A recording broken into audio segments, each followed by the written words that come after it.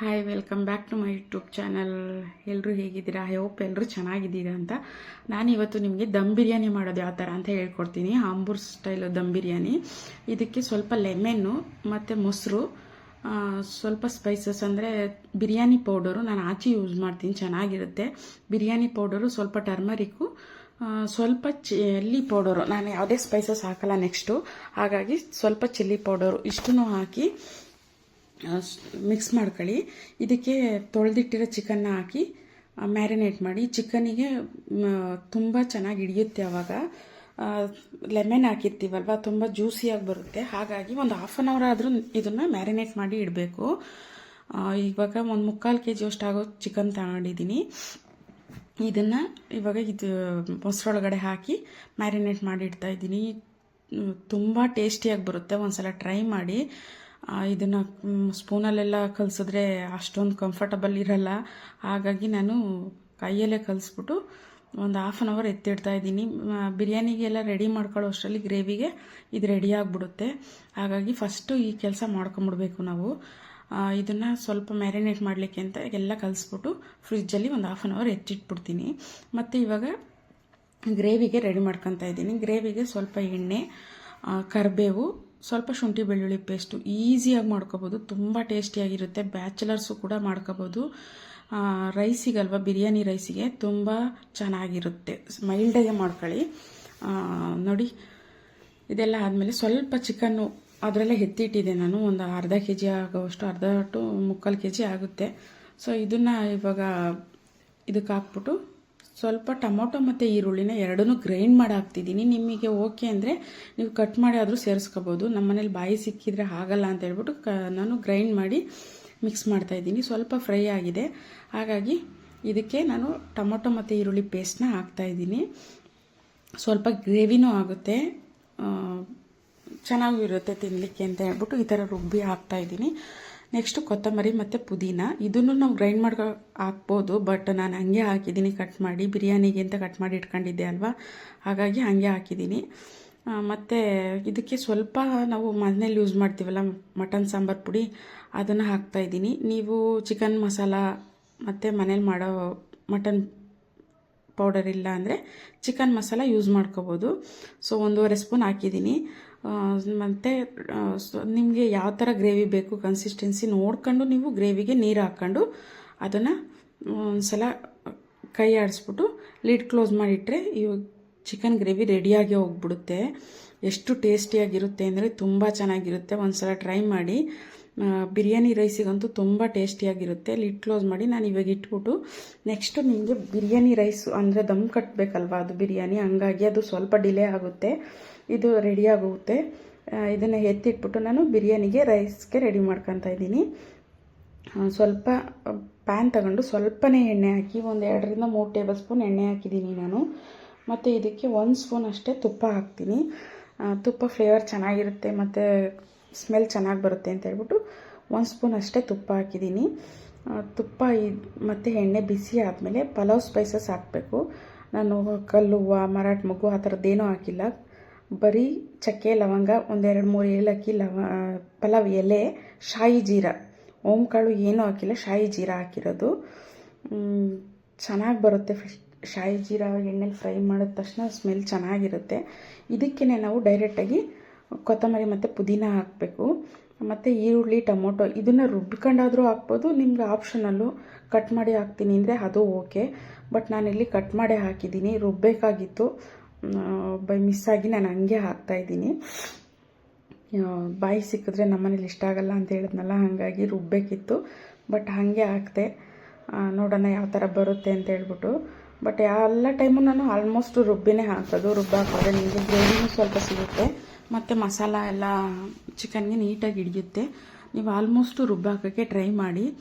ಇದನ್ನು ಸ್ವಲ್ಪ ಫ್ರೈ ಆಗಿ ಬಿಟ್ಬಿಟ್ಟು ನೆಕ್ಸ್ಟು ಸ್ವಲ್ಪ ಅಂದರೆ ಶುಂಠಿ ಬೆಳ್ಳುಳ್ಳಿ ಚೂರು ಅಂದರೆ 1 ಟೇಬಲ್ ಸ್ಪೂನ್ ಹಾಕಿದ್ದೀನಿ ನಾನು. ಇದನ್ನು ಚೆನ್ನಾಗಿ ಫ್ರೈ ಮಾಡಿಬಿಟ್ಟು ಲಿಡ್ ಕ್ಲೋಸ್ ಮಾಡಿ ಬಿಟ್ಬಿಡಿ ಒಂದು 10 ನಿಮಿಷ.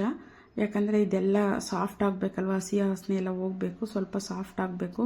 ಹಾಗಾಗಿ ಈ ಕಡೆ ರೈಸಿಗೆ ರೆಡಿ ಮಾಡ್ಕೊತಾ ಇದ್ದೀನಿ ನಾನಿವಾಗ.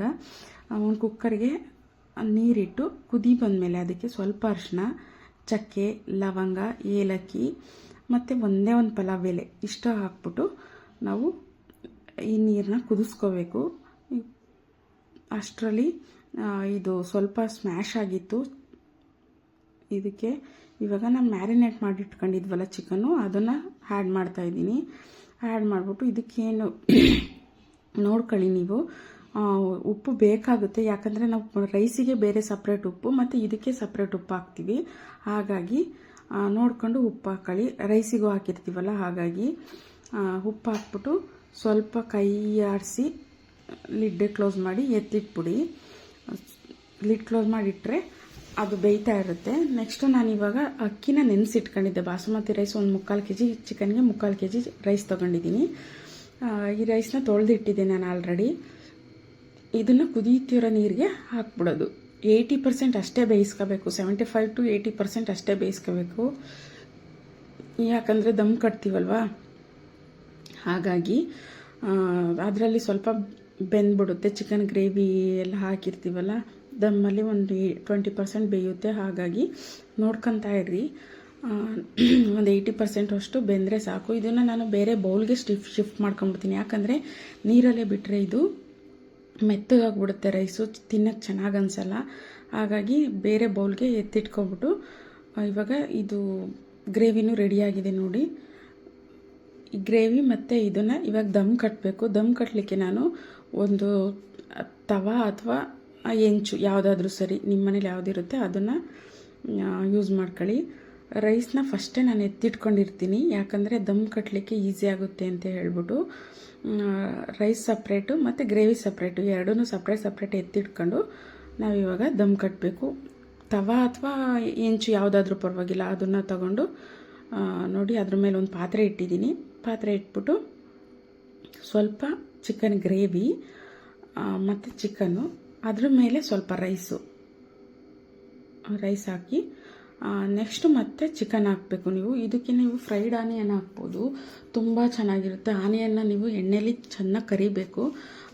ಬ್ರೌನ್ ಕಲರ್ ಆಗೋವರೆಗೂ ಕರೆದು ಅದನ್ನು ಎತ್ತಿಟ್ಕೊಂಡು ಇದ್ರ ಮೇಲೆ ಉದುರಿಸಿದ್ರೆ ತುಂಬ ಚೆನ್ನಾಗಿ ಬರುತ್ತೆ ಫ್ಲೇವರು. ನಮ್ಮ ಮನೇಲಿ ಇಷ್ಟ ಆಗಲ್ಲ ಅಂತ ಹೇಳಿದ್ನಲ್ಲ, ಹಾಗಾಗಿ ನಾನು ಹಾಕಿಲ್ಲ ಇದಕ್ಕೆ ನೋಡಿ. ಮತ್ತು ಇದ್ರ ಮೇಲೆ ಇನ್ನು ಗ್ರೇವಿ ಇರುತ್ತಲ್ಲ, ಚಿಕನ್ನು ಮತ್ತು ಗ್ರೇವಿ, ಅದನ್ನು ಆ್ಯಡ್ ಮಾಡ್ಕೊಂಡು ಮತ್ತೆ ಅದ್ರ ಮೇಲೆ ರೈಸ್ ಹಾಕ್ಕೊಳ್ಳೋದು. ಇದಕ್ಕೆ ತುಪ್ಪ ಮತ್ತು ಫ್ರೈಡ್ ಆನಿಯನು ಎರಡೂ ಹಾಕ್ಕೋಬೋದು ನೀವು, ಆಪ್ಷನಲ್ಲು. ಸೊ ನಾನು ನಮ್ಮ ಮನೇಲಿ ತಿನ್ನಲ್ಲ ಅಂತ ಅಷ್ಟೇ ಹಾಕಿಲ್ಲ. ಮತ್ತು ರೈಸ್ ಹಾಕಿ ಇದನ್ನು ದಮ್ ಕಟ್ಟೋದು. ರೈಸ್ ಹಾಕ್ಬಿಟ್ಟು ನಮ್ಮ ಮೇಲ್ಗಡೆ ಸ್ವಲ್ಪ ಕೊತ್ತಂಬರಿ ಮತ್ತು ಪುದೀನ ಇರುತ್ತಲ್ಲ, ಅದನ್ನು ಕಟ್ ಮಾಡ್ಕೊಂಡು ಎತ್ತಿಟ್ಕೊಂಡಿದ್ದೆ ಆವಾಗಲೇ, ಅದನ್ನು ಸ್ವಲ್ಪ ಹಾಕ್ತಾಯಿದ್ದೀನಿ.